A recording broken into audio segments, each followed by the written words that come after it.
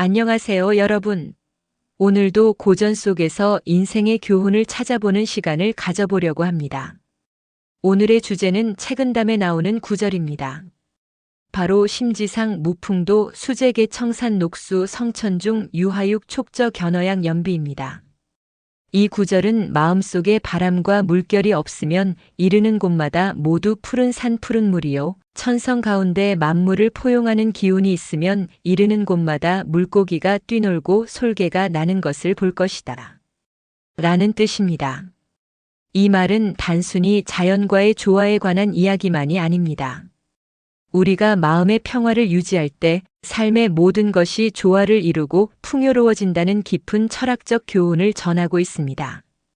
오늘은 이 구절을 통해 내면의 평화가 어떻게 외적인 삶의 질을 높이는지에 대해 이야기해 보겠습니다. 먼저 이 구절에서 마음속에 바람과 물결이 없다는 부분에 대해 생각해 봅시다. 바람과 물결은 흔히 불안정함, 감정의 기복, 시끄러운 마음 등을 상징합니다.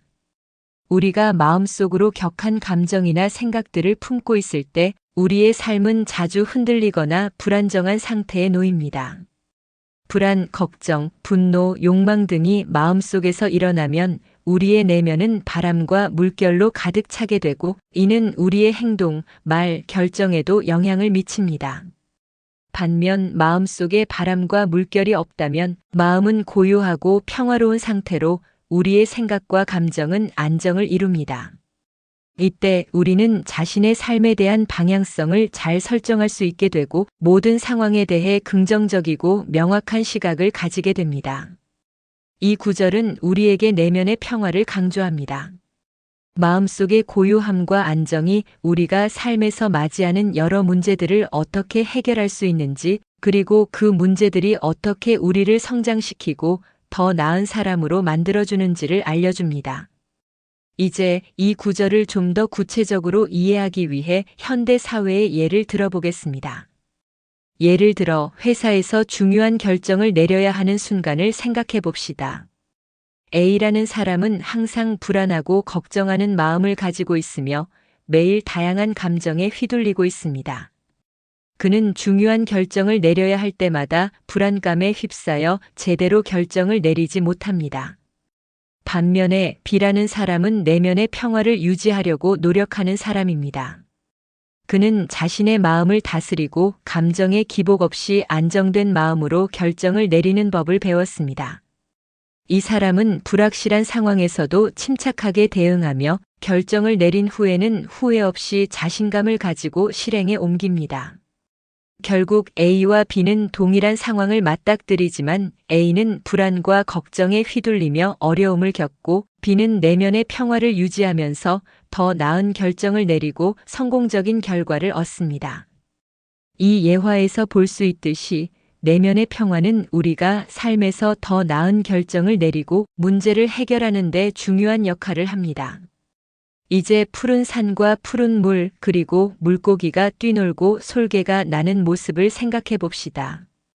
이 구절은 자연의 평화로움과 조화를 상징합니다. 자연은 언제나 균형을 이루고 있으며 우리는 그 속에서 많은 교훈을 얻을 수 있습니다. 자연에서 일어나는 일들은 자연의 법칙에 의해 조화롭게 이루어집니다. 산은 흔들리지 않으며 강은 흐르며 물고기는 자유롭게 헤엄치고 솔개는 하늘을 나는 모습은 모두 자연의 원리와 조화를 따르는 결과입니다.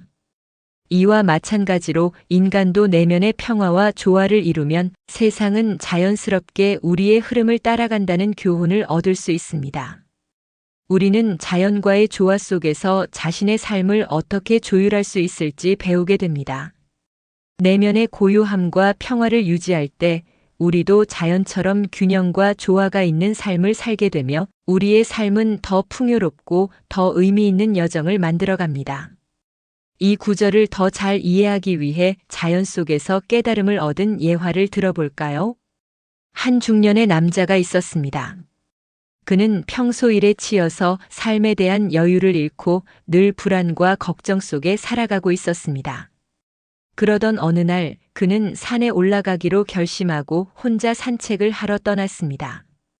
처음에는 산의 고요함과 푸른 자연 속에서 자신이 얼마나 작은 존재인지 깨닫게 되었습니다.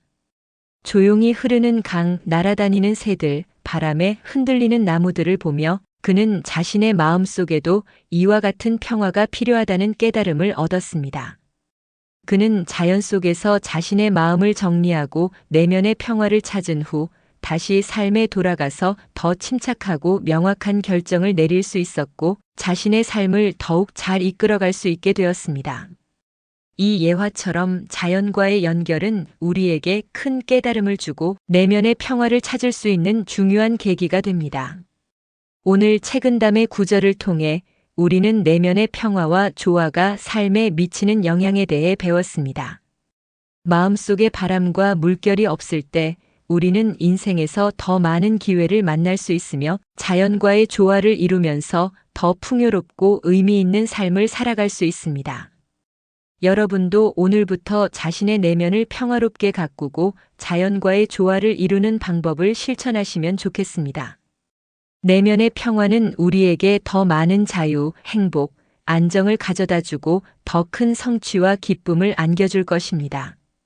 오늘도 고전 속에서 얻은 교훈을 여러분과 나누었습니다.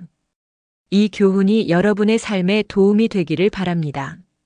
좋아요와 구독 버튼도 잊지 마시고 진정성 있고 평화로운 삶을 살아가세요. 그럼 다음 영상에서 만나요.